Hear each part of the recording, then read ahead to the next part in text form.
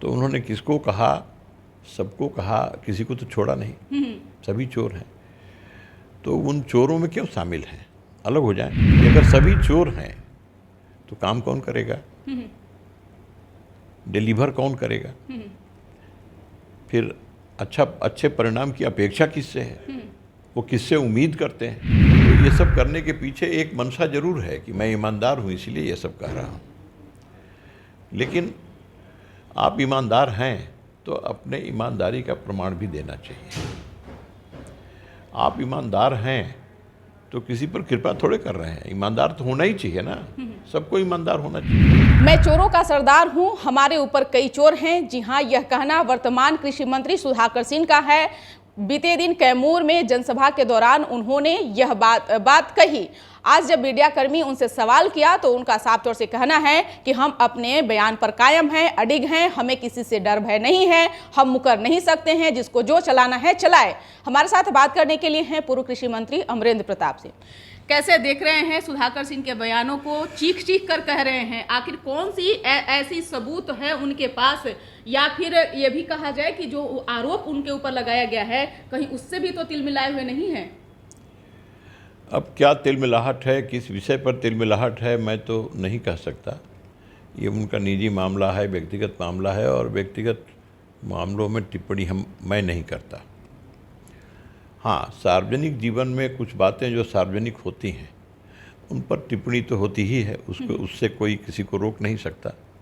और जो उन्होंने कहा है सार्वजनिक रूप से कि मैं सारे हमारे विभाग में सारे अधिकारी चोर हैं, जैसा कि बताया गया, और मैं चोरों का सरदार हूँ और मेरे ऊपर भी चोर हैं, तो उनके ऊपर तो कौन है, मंत्री हैं सरकार में, मंत्री के ऊपर तो मुख्यमंत्री ही होते हैं। बिल्कुल। तो उन्होंने किसको कहा, सबको कहा, किसी को तो छोड़ा नहीं, सभी चोर हैं। तो उन चोरों में क्यों शामिल हैं, अलग हो जाएं।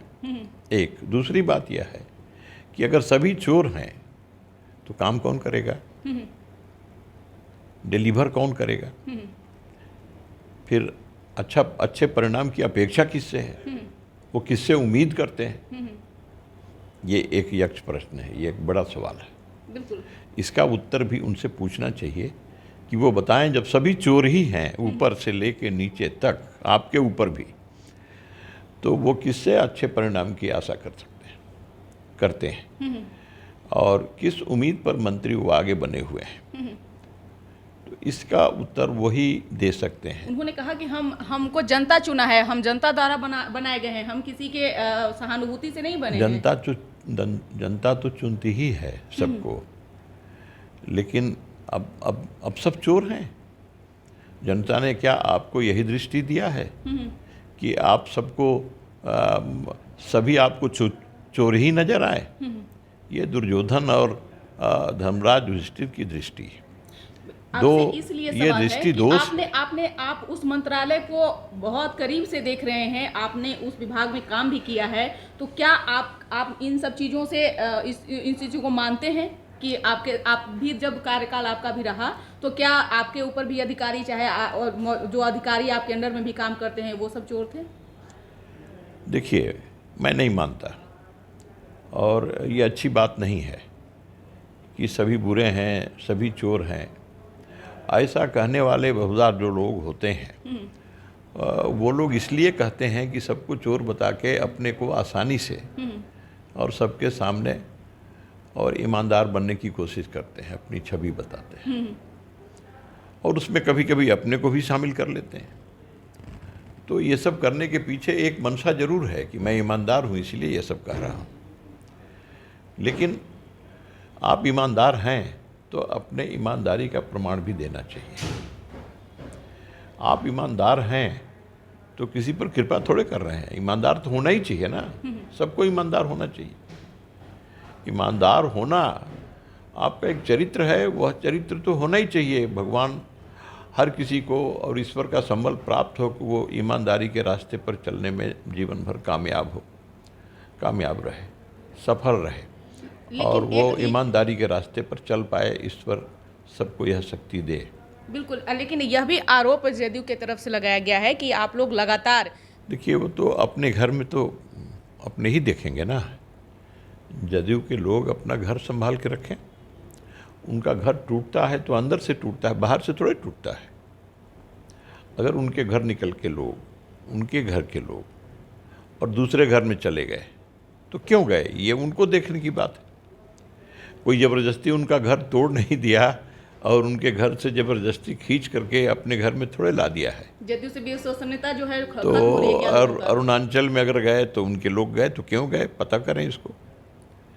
या फिर मणिपुर में गए तो क्यों गए। अब दमन और दीव में लोग गए हैं तो क्यों गए हैं।